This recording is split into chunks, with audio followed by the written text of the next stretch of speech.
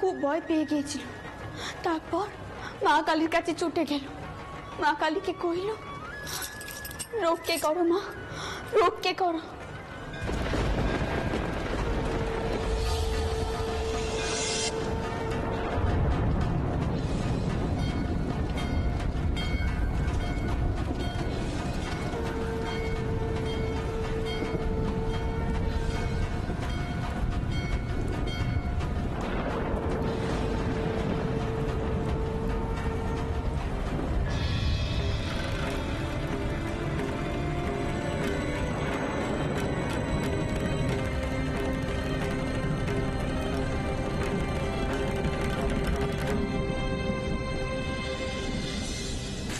রানী, ভগবান বোধহয় তোমার কথা শুনেছেন।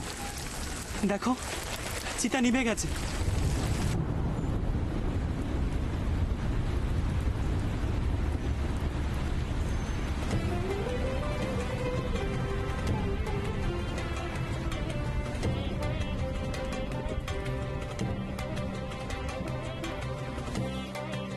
রানী, রানী,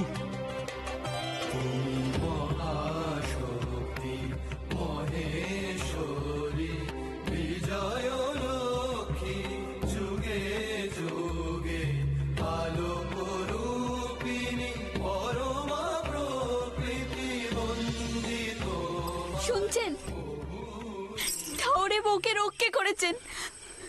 এই বউকে আমাদের সাথে নিয়ে চলুন। সেই মেয়েটাকে নিয়ে এলো আমাদের সাথে করে চানবাজার বাড়িতে। তিনিও আমাকে বাধা দিতে পারলেন, কিন্তু বাড়িতে এসে যা কাণ্ডি ঘটল তার থেকে বুঝলো এই সমাজে মেয়েদের কথা ভাবার কেউ নেই। চন্দর, তোর মাথাটা গেছে। এই বউ সতী হতে যাচ্ছিল, ওকে ঘরে নিয়ে এসেছিস, এ তো অনাচার। আস্তে আস্তে ফুল ঠাকুমা, সবাই জেগে গেলে বিপদ হবে। তুই তো বিপদ গলায় করে নিয়ে এসেছিস। বৌমা ছোট, কিছু বোঝে না।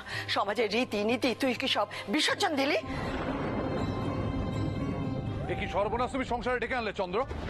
তোমার কি বিচার বুদ্ধি সব লোপ পেয়েছে? হ্যাঁ, যে স্ত্রী সতী আবার সদিচ্ছা নিয়ে চিতায় উঠেছিল, সেই সতী সাধ্বীকে তোমরা চিতা থেকে টেনে নামিয়ে আনলে। তোমার দুঃসাহস থেকে আমি স্তম্ভিত হচ্ছি। জনার্দন, কি সর্বনাশ করলে ঠাকুর! এই সংসারে কি সর্বনাশ করলে! ঘোর কলি, ঘোর কলি। তা বলে ঈশ্বর কি পাতালে প্রবেশ করেছেন নাকি? যে অনাচারে দেশ সেই যাবে? আমরা কি সব মরে গেছি নাকি?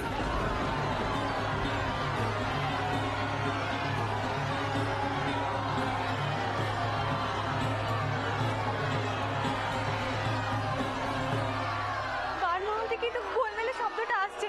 ওরা ভেতরে ঢুকে পড়বে না তো? বৌমা, কোথায় যাচ্ছ? দাঁড়াও বাচ্চা, যেও নে। দাঁড়াও, কোথায় যাচ্ছে মেয়েটা? বৌমা, কোথায় যাচ্ছ? শোন, যাস রে। মুখ পুড়ে কেন এছিস? কেন এছিস এখানে? জানিস নে এখানে মেয়ে মানুষের হাসতে নেই কো? জানিস না সে কথা? যা সর্বনেশ করার তো করেছিস, এখন এখানে দাঁড়িয়ে দাঁড়িয়ে আরো সর্বনেশ করতে চাস? আই বলছি আমি চল। মার।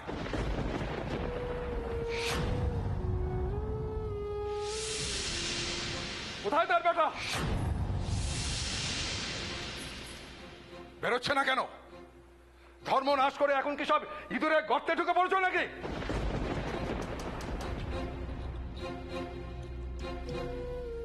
পাপের শাস্তি তোমাদের পেতেই হবে। সর্বনাশ, এ যে অঘোর শাস্তি মশাই। হ্যাঁ, এনার কথায় সমাজ চলে। বিনাশ করা এই ঘোর অনাচার।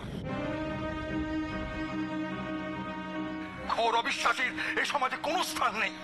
যে হিন্দু হয়ে হিন্দু সতী নারী ধর্মাচরণে বাধা দেয়, এই সমাজে বেঁচে থাকা তার কোনো অধিকার নেই।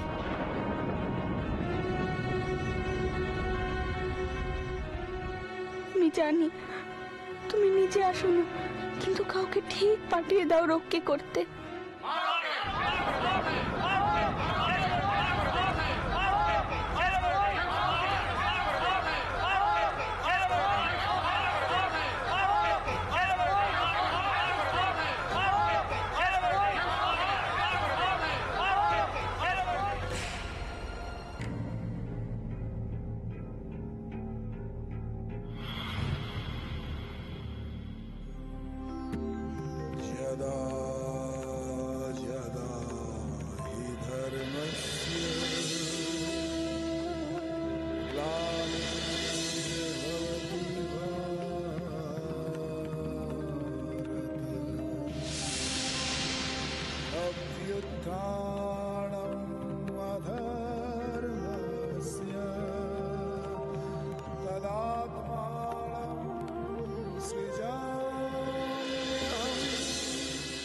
আমি হলাম সামান্য একজন মেদিনীপুরিয়া বামুন। মৃত্যুঞ্জয় চট্টোপাধ্যায় ওই নাটোর থেকে আমাকে বিদ্যালঙ্কার উপাধি দেওয়া হয়েছিল, কিন্তু তা কতটুকু? আপনার জ্ঞানের কাছে, আপনার অপার সমুদ্র সম জ্ঞানের কাছে আমার বিদ্যা তো নগণ্য। যে অভাগিনীর কথা বলা হচ্ছে, যে নারীকে নিয়ে এত আলোচনা, তার কিন্তু সহমৃতা হবার বিন্দু মাত্র ইচ্ছে নেই।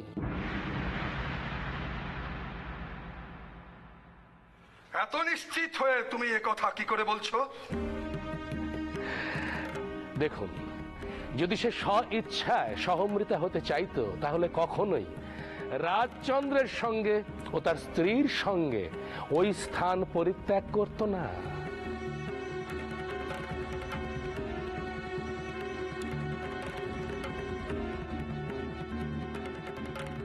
কাজেই কোনোভাবেই ওই নারীকে হরণ করা হয়নি। এ কথা সম্পূর্ণ সত্যি। এ নারী প্রাণপণে বাঁচার চেষ্টা করছিলেন, তখনই বৃষ্টি নেমে হলো দৈবযোগে, আর চিতাও নিভে গেল। তাছাড়া বাঁচার অমন আকুতি দেখে আপনাদের বিশ্বাস না হয়, আপনারা তাকে প্রশ্ন করতে পারেন। চক্রবর্তী ঠাকুর মহাশয়, সেই নারীকে দয়া করে প্রশ্ন করুন, চিকের আড়াল থেকে সে উত্তর দিক, নইলে কিন্তু এই সংকট কাটবে না।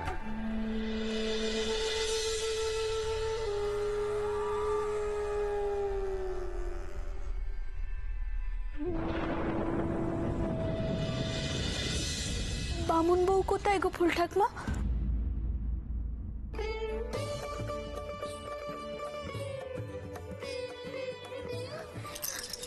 তোমার আর কোনো ভয় নেই, তোমার সব বিপদ কেটে গেছে। রঘুবীর তোমার রক্ষে করেছেন। ছোট বৌমা এখনো ছেলে মানুষ, ধর্মাচরণের এত কিছু তার জানা নেই। কোথায় তুমি তাকে বোঝাবে তা নয়। আমায় মাফ করবেন চক্রবর্তী ঠাকুর, এ একেবারেই আপনাদের নিজস্ব আলোচনা, সেখানে আমার অংশগ্রহণ করাটা সত্যিই অনুচিত, কিন্তু আমার সামনেই তো কথাটা হচ্ছে, তাই আমি না বলেও পারছি না। একটি মেয়েকে নৃশংসভাবে পোড়ানো হচ্ছিল সতীদাহের নামে, সেখানে রাজচন্দ্র বাবুর স্ত্রী সেই অভাগিনীকে বাঁচিয়ে আমার মনে হয় একেবারে সঠিক কাজ করেছেন। আমার নাত বউ খুব সরল সিধে, ও ভেবেছে এই সংসারে তোর ঠাঁই হবে, কিন্তু সে কথা আমি ভাবিনি। তাই তোর কাশিতে থাকার বন্দোবস্ত করেছি। ওখানে এক আশ্রমে তুই থাকবি, ভরণ পোষণের দায়িত্ব আমার। তুই কিছু ভাবিস নে, ওখানে তুই ভালো থাকবি, লোকজনেরও ভয় নেই। তবে একটা কথা, যখন তখন পালকিতে উঠতে হবে।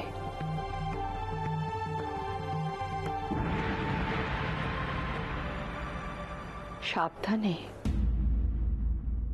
কাক পক্ষীও যেন টের না পায়।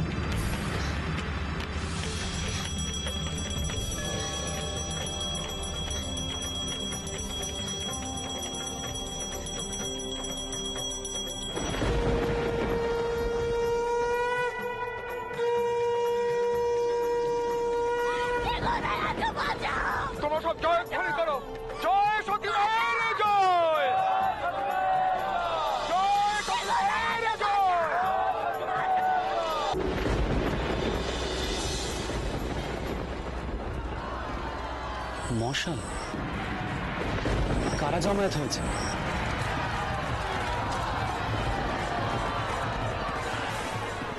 পালকি?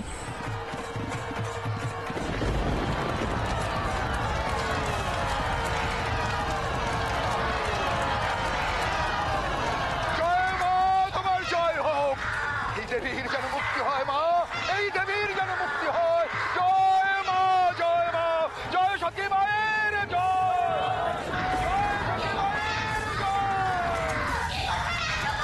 কি করছেন আপনারা? একটা নির্দোষ মেয়েকে পুড়িয়ে মারছেন। ভ্রমণ করে এই ঘোর অবিশ্বাসী নিচ বংশের সন্তানকে ধর্মাচরণে বাধা দিচ্ছে, দমন করো।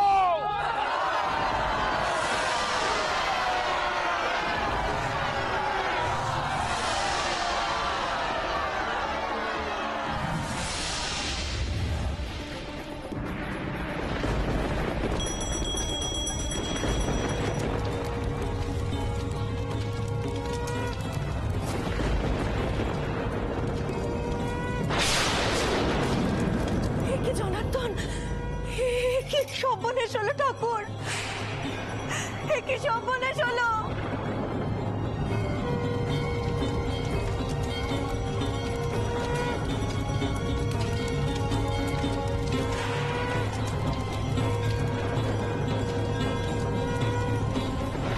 কিন্তু ওই মেয়েকে রক্ষে করতে গিয়ে আমি যে তেনাকে আড়াতে বসেছিল, কিন্তু আমি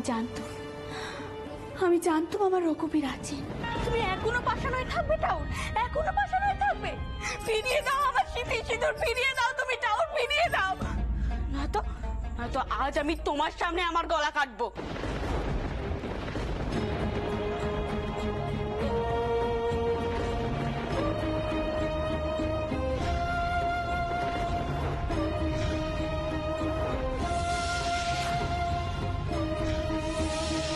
আমার রক্তেই না হয় তুমি তুষ্ট হও।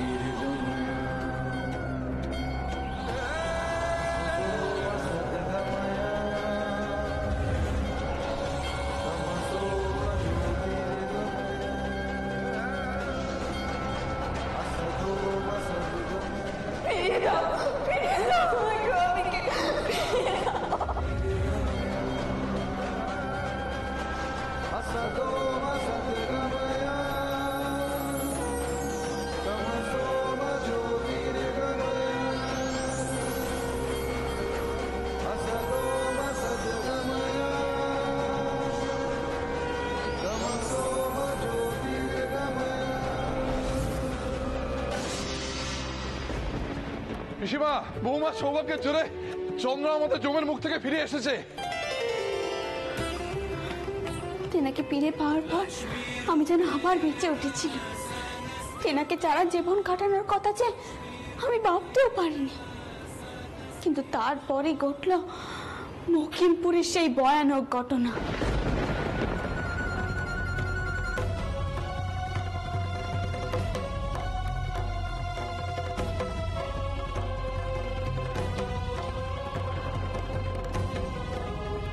চল মারের ব্যাটারে, মায়ের চরণে বলি দেব।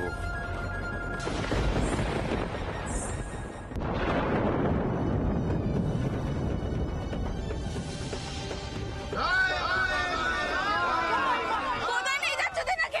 ছেড়ে দাও, ছেড়ে দাও। চুপ থাকি বাড়াই।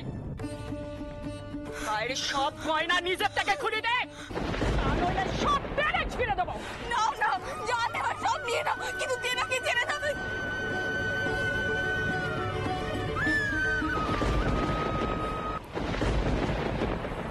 আমি যে তেনাকে ছাড়া কিভাবে জানবাজার বাড়িতে ফিরতাম আমি জানি না, পারতুম নেই। তেনাকে তো উদ্ধার করতেই হতো। আমি যে কি করে ওই ডাকাতের ডেরায় চলে গিয়েছিলাম, আমার মনে হয়েছিল রঘুবীরই আমাকে সেখানে পৌঁছে দিয়েছিলেন।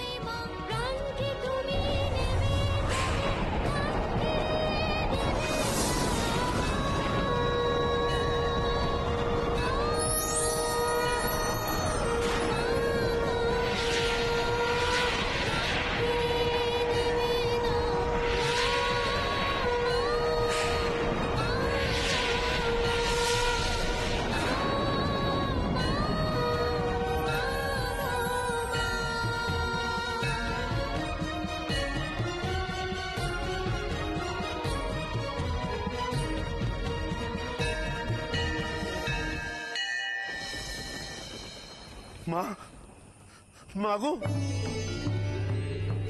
আমাকে ক্ষমা করো মা। এই অবুধ মেয়েটাকে ক্ষমা করো। না জেনে মহা পাপ করতে যাচ্ছিল। তুমি আমায় মা মহাপাতক হওয়ার থেকে রক্ষা করো।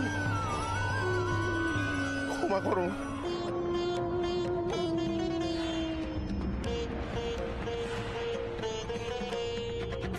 মারমশাই, খুব সাবধানে।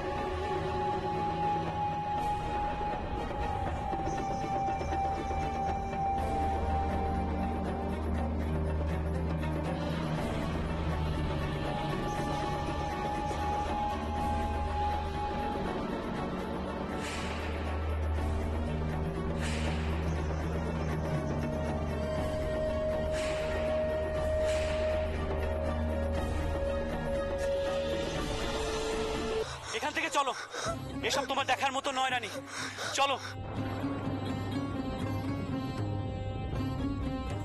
বাবা মশাই, বাবা মশাই এখানে এসেছেন। বাবা মশাই! চন্দ্র,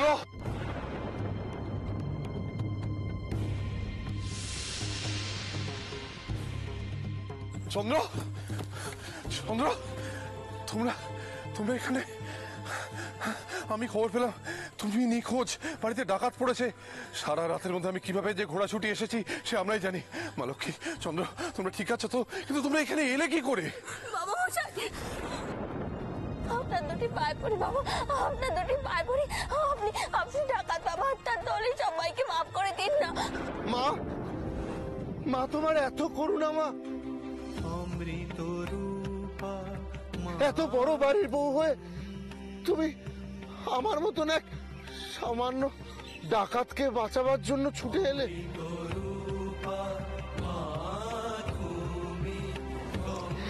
ওই ভৈরব ডাকাতদের দল এখন সত্যি চাষবাস করে। তারা নিজেদের একেবারে পাল্টে ফেলেছে। দেখলেও শান্তি লাগে। মানুষকে সাজা দেওয়া খুব সহজ, কিন্তু পাল্টে ফেলা অত সহজও কিন্তু নয়। কিন্তু আমার এই সব কাজ আমাদের দেবমা কখনোই পছন্দ করতো না।